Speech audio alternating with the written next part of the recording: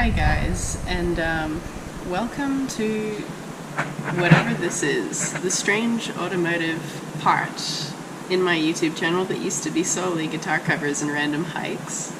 It feels really awkward to be filming in a random garage, even though I'm pretty sure there's no one down here, but like, you never know.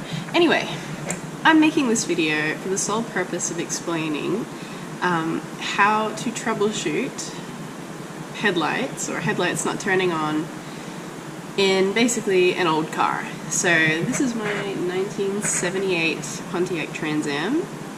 It took me an embarrassingly long amount of time to figure out why the bloody hell the headlights were not working. There were a few really good videos on YouTube that helped me kind of understand bits and pieces of why the headlights weren't working, but I wanted to make an all-inclusive headlight video for this person in the future, just like me, who started out with very little kind of automotive experience, who may have sunk all their money into a Firebird and their headlights aren't working and wants to know specifically why they're not working. So I'm going to try to help you out. I'm going to just start off by saying it's going to make a world of difference if you just buy or find online a wiring diagram for your car.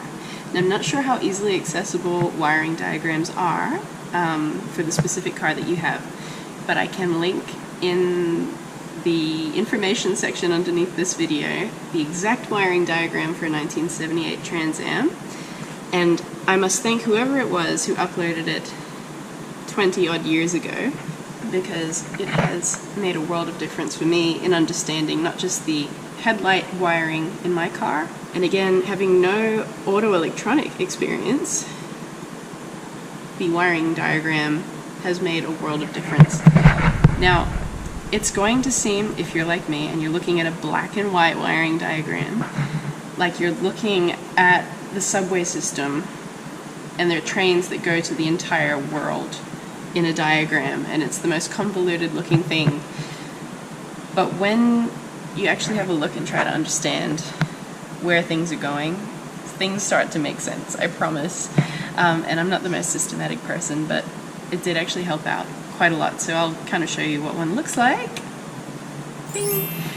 And maybe we can talk about it later, but I'm going to go through the main things that caused my car not to turn on, and at the end of the video you're going to see the actual main reason why mine wasn't turning on that a lot of cars don't have, right? It's a lot of things that even old auto electricians won't know about. But I just also wanted to mention, get yourself a multimeter and get yourself a good one. Not like mine, mine's a cheapo, but any multimeter will actually help you diagnose where you're losing voltage and where maybe you're drawing too much current. Get one, because it will also make the world of difference. It's like trying to figure out a puzzle when you're wearing a blindfold, you know? The multimeter is the most valuable tool you can have when you're trying to figure out any kind of auto electrical problem. So, yes, word to the wise. Righto, so welcome to the inside of my Trans Am. I realize that she doesn't really look very great at the moment. Yes, well, that's the point of having a project car anyway, and yes, her steering wheel is off. That's a whole different thing, so I'll probably make a video on that too. So first things first, again, if you're like me and you bought a project car not knowing anything about old cars and like just cars in general, as in restoring cars, let me just first explain how this little light works. So a lot of old cars from back in the day had this kind of system, right? So you'll see it'll say lights, wiper and wash. Don't be confused, the bottom one is not the lights, the bottom one is just your wipers, right? So yeah, it's a two-part thing. If you pull this out, it turns the lights on. Yep, a lot of the time that can fail. Use a multimeter to see whether or not that is actually working, and I can show you in one moment actually where to look, because behind this there's actually a relay. If you don't know what a relay is, read a book. Just kidding, but yeah, you might want to study up on what relays do, because a lot of old cars have them. So yeah, I'll show you in a moment where that hooks up. But another place where things fail is, see that in the distance? a lot of old cars have that push switch thing, they can fail too. So they're actually really cheap to replace. Thankfully I didn't have to replace this one, but that basically triggers your high beams. So whenever you kind of tap on that one, that will activate your high beams. Now, speaking of the relay that's behind this switch, I'm going to try my best to actually just get down in there and show you. So, see that there? I hope you can actually see it. That thing with the two brown wires and the blue and the green. Okay, now we're getting somewhere. So that is your relay that connects directly to your little pull-out switch thing. Now you can actually take that off. It may be really hard to take that off, but you can take that off and inspect the prongs. If there's any kind of corrosion in there, you know, give it a clean up and try it again. Otherwise, I mean, you probably can buy more of them, but that's a place where a lot of people like to start looking. So you can take that off with a bit of effort and inspect the prongs and stuff and actually see the condition of things. Thankfully, after pulling that off, and obviously like taking 15 minutes to actually just pull the damn thing out, I inspected and everything looked okay, so I put it back in. No problem there. Another thing that often fails, right, on these old cars, and it's something that you might overlook, especially if you bought the car and like everything seems in working order, are actually these sealed beam headlights. The prongs at the back will correspond to a high beam or a low beam. I believe the high beam is the one with the 2 prongs and the low beam is the one with the 3 prongs. I could have that the other way around, but check the wiring diagram. Again, it will tell you everything. One thing that often fails is these bloody things. So, one thing that was happening to me a lot was when I'd finally thought that I'd figured it all out, there would be smoke in this, and then this would draw too much, and it would burn out the filament inside the globe, you know what I mean? And I thought, what the hell? And I thought maybe it was my cable, so the actual harness, the cable inside the harness that was original, it's almost 50 years old, has corroded so much that it's drawing so many amps that it's frying the filament inside. What you can do if that's the case is you can sand the little prongs there and try to clean things up and get as much of the corrosion off as possible. Now, I'm very fortunate because in my case, my cables were actually okay, although they did look a little bit corroded. I didn't have to replace the whole thing. You can buy entire wiring harnesses, but that's going to be bigger than Ben-Hur to replace and install and everything. I know. I'm just a girl, okay? I can't. That's way too much. So, anyway, I just tried the old buy a new one and see if a new one works. Thankfully, there was a place here where I live that sells them, and it worked, thankfully. So if your headlights are actually like smoking when you turn them on, it could just be a case that the headlight itself is just cooked, and you just need a new one. So try that approach. And the other thing that people say is, if you touch these like with your hands, with your grubby little mitts, like I'm touching this one right now, the oils can, I don't know, heat up on your light, on like the glass, and burn out the filament.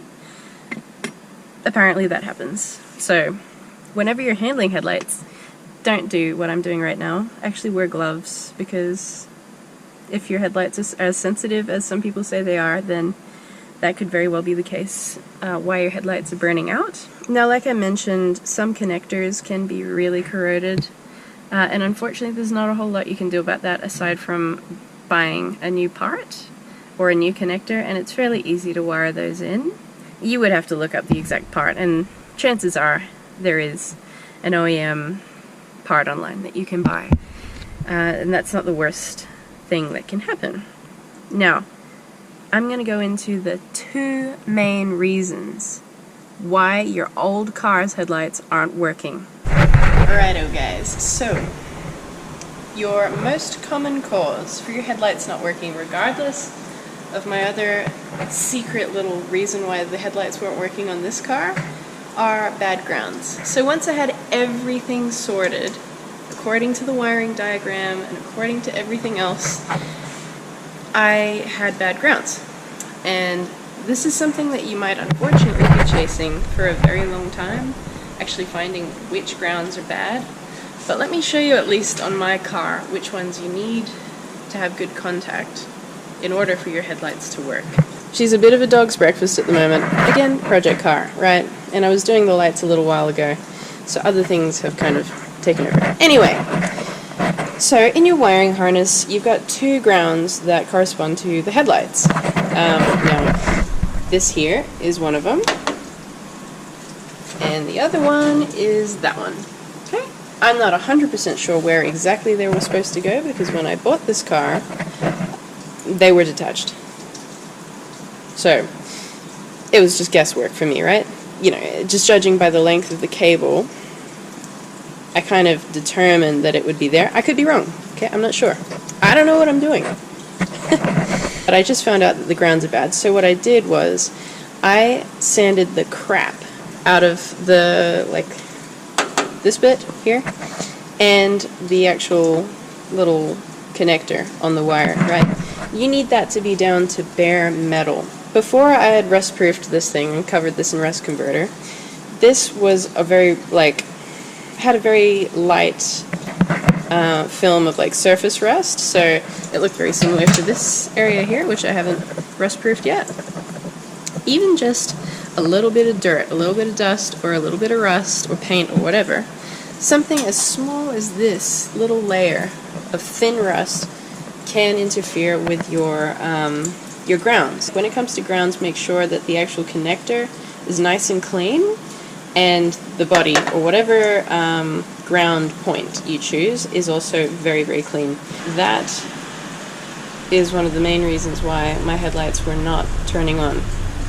And one thing you can do is you can turn the switch on. If they're not turning on, you can play around with the grounds, and chances are you might see them flicker if you press it, like press this point onto something a bit cleaner or a more suitable ground point. Then there's your answer. Just have a poke around and see what works. Okay, so the main reason why our headlights weren't working was something that is actually quite typical with these older cars that you don't see at all in cars of this modern day. It's a thing called a fusible link. So in essence, I've actually drawn it up here, right? So in essence, a fusible link is just a thinner gauge wire protecting a thicker gauge wire and acting as a fuse. So instead of an actual fuse, you've got a wire that burns out when it's, you know, obviously the circuit's drawing too much. Jared and I just racked our brains trying to figure out why the heck these headlights were not turning on. So we were looking at the wiring diagram, we were checking for voltage, and there was obviously a break somewhere in the circuit where power just wasn't getting through to the headlights. So we checked the wiring diagram, we followed it through to the starter motor, and there was a thing that said fusible link. On YouTube there were a few videos explaining why fusible links are important and explaining what we should look for, and they were really helpful. And ultimately we had to get the car on ramps and actually try to find this fusible link, having no idea what the heck that is because we're very, very new. Very, very green. So we went underneath, we had a look at the starter motor, and we tried to find the cable that came off of it, according to the wiring diagram, through to the headlights, and there should be a fusible link in the middle. And what we found was that fusible link wire was missing completely. So the circuit had been open this entire time, and that was it. And it was like a moment of clarity. It was like an amazing moment. So I went to the electrical supermarket place and I told them my situation, and they were very understanding and patient with me because I must have sounded like a raving mad woman explaining my problems. And they looked at the wiring diagram and they were like, well, it doesn't look, or it doesn't sound like your circuit will be drawing more than 20 amps, right? And so they gave me a 20 amp fuse. It was a while ago now, but they gave me the correct amperage fuse for the circuit. And luckily we were able to just get a little, like a blade fuse, and put an inline fuse setup in instead of the fusible link, the traditional thinner gauge wire setup. And that worked really, really well. Fusible links are to be taken seriously because I've heard stories of cars like getting caught on fire because these links have been taken out or done really dodgily, and yeah, they're just as important as a fuse. And on that topic, I ought to just let you know that the headlight circuit does not run through the fuse board, as you might think, as I thought to begin with.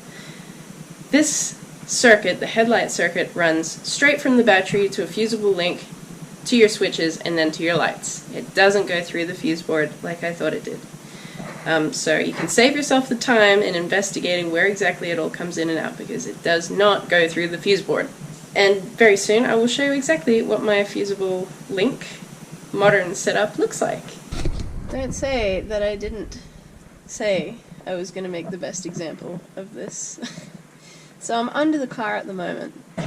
This thing here, this blackish cylinder, is the starter motor.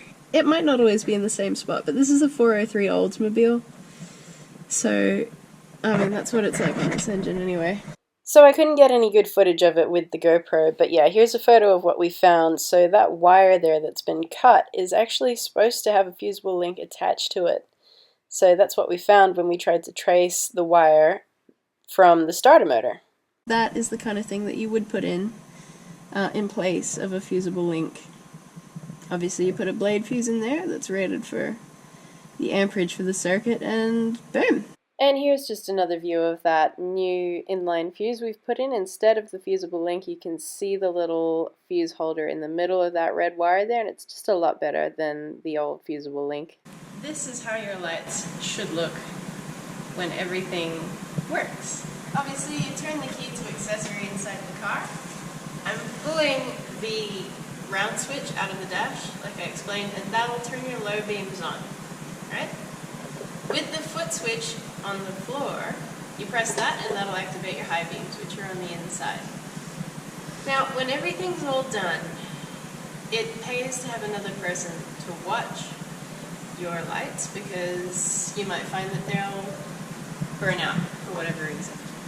And it's only at this stage that you'll actually discover that they will burn out, like I was saying. And that might be when you have to decide whether or not you need to buy new lights or clean the terminals or whatever. So there's troubleshooting even when you have the circuit all put together. So there you have it. Those are all the steps that we had to take when figuring out how to get our headlights to work. And as you can see, it's all worth it when you finally lay your eyes on that beautiful golden glow from the 70s. So worth it. The feeling of joy I felt when these things turned on was indescribable. I hope this video helped, and if you have any questions, feel free to leave a comment in the comment section. I once again highly recommend getting a multimeter. This is a cheap one, but if you can, get a good multimeter so you can diagnose where you're getting, voltage and whatnot. And check out your wiring diagrams, because that will make all the difference. And actually, I'm just standing where things are supposed to go. Feel free to follow the channel if you want to see more updates on this beautiful car. It's a pretty rare thing. She's an American import in Australia, so you don't see a lot of them around here.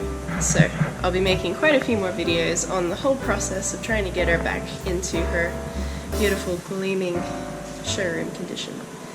And until then, drive safe, and I'll catch you in the next video.